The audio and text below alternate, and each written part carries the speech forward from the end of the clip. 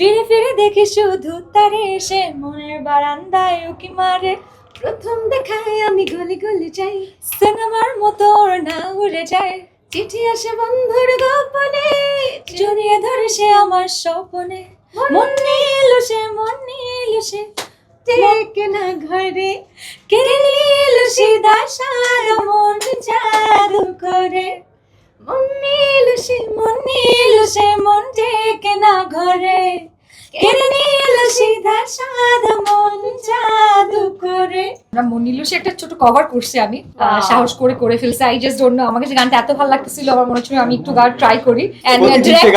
এবং পুরোপুরি আমি ক্রেডিট দিব ডিরেক্টর আমাকে সাহস না দিলে এটা কখনোই করতাম না। আমি বলছিলাম যে গানটা আমি গাচ্ছিলাম যখন বলছি আপু আপনি তো ভালোই গাচ্ছেন, তাহলে একটু ট্রাই করবেন। আমি বললাম আমার ঠিক হবে, আমি not a singer at all, আমি মোটেও ভালো গাইতে পারি না। Thanks to lot of mechanism, অনেক কিছু করা যায় ইদানিং যেটাতে করে ভয়েস খারাপ থাকলেও ঠিক করা যায়।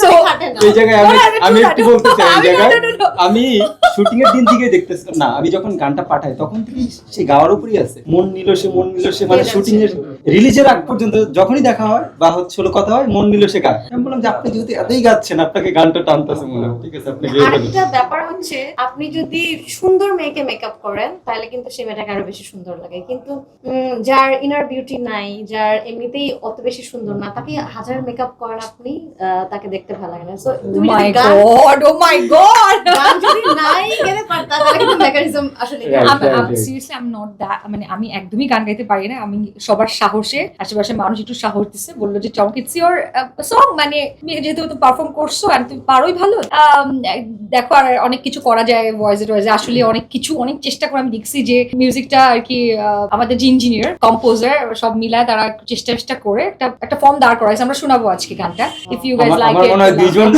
আছে, দুইজনের মুখে থেকে আমরা শুনতে পারি।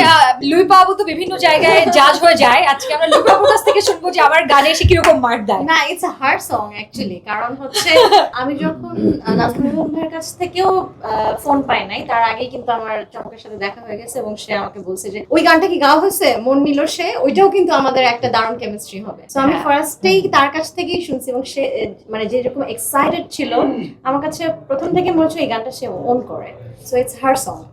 নো এটা সবার আমাদের সবার সং, এন্ড অলসো আমার মনে হয় এটা আস্তে আস্তে মানুষের সং হবে। চুরি ছামছামের ক্ষেত্রেও কিন্তু এটা প্রথম যখন আমরা রিলিজ করি না, তো খুব বেশি প্রথম কিন্তু এত হয় নাই, এত ভিউ হয় নাই, এবং চুরি ছামছামও গ্র্যাজুয়ালি অনেক বাড়ছে। সো আমরা বিশ্বাস করি মন নিল সেও গ্র্যাজুয়ালি অনেক বাড়বে। এবং এটা যেহেতু এফটিউন এবং লুইপা যে ইউটিউব চ্যানেল সে দুটোতে একসাথে গিয়েছে, আমার মনে হয় লুইপা স্পেশালি ইউটিউব চ্যানেলে আমাদের একটা অডিয়েন্স আছে, আমাদের হ্যাঁ চুরি ছামছাম থেকে একটা ভালো অডিয়েন্স আছে। সো আমার বিশ্বাস করি তারা এই গানটাও আরো বেশি শুনবে। এবং এখনো আমার মনে হয় যেহেতু বিশ্বকাপের একটা বড় হাইপ ছিল, বিশ্বকাপের পর আমরা আরো একটা যেহেতু একটা ফেজের ভেতর দিয়ে যাবো, আমার মনে হয় গানটা মানুষের কাছে আরো পৌঁছাবে। স্পেশালি আপনারা তো আছেনই, আজকের পরে মনে হয় আরো পৌঁছাবে মানুষের কাছে। ডেফিনেটলি ছোট ছোট ক্লিপস দেখাতে মন নিল সে নিয়ে বলবেন।